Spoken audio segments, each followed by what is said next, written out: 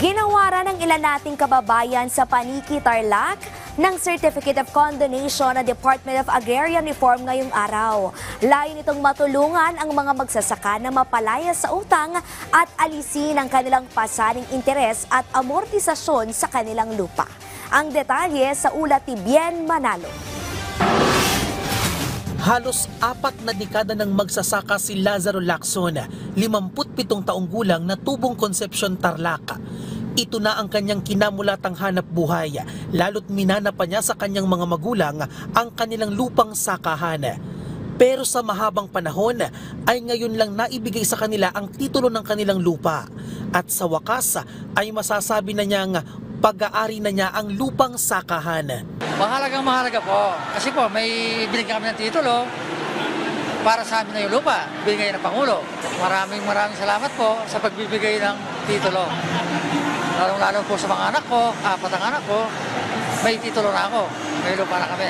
Isa lamang si Lazaro sa 3,500 na agrarian reform beneficiaries sa lalawigan ng Tarlac na ginawaran ng Certificate of Condonation with Release of Mortgage o COCRUM ng Department of Agrarian Reform na ginanap sa Eduardo Cuanco Gymnasium sa Paniki, Tarlac ngayong araw. Alinsunod ito sa Republic Act No. 11953 o ang New Agrarian Emancipation Act. Layo nito na mapalaya ang mga magsasaka mula sa utang at alisin ang kanilang pasaning interes at amortisasyon sa kanilang lupa. Pinangunahan ni Pangulong Ferdinand R. Marcos Jr.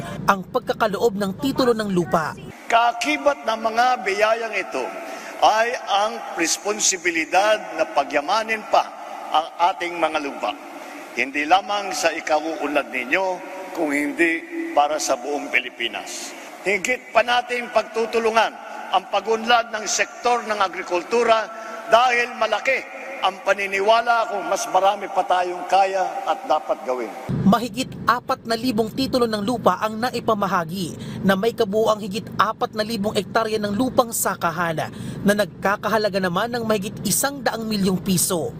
Ito na ang ikatlong beses na namahagi ng Certificate of Condonation sa Central Luzon ngayong taon. Hindi dito po magtatapos ang ating pagsusubok. Ngunit ang araw na ito ay magsisilbi sana ng paalala na ang pamahalaan ay handang tumulong sa inyo. Nandito kami at patuloy na nakikinig sa inyong mga pangangailangan upang magkaroon kayo ng mas maginhawa at mas matatag na kinabukasan.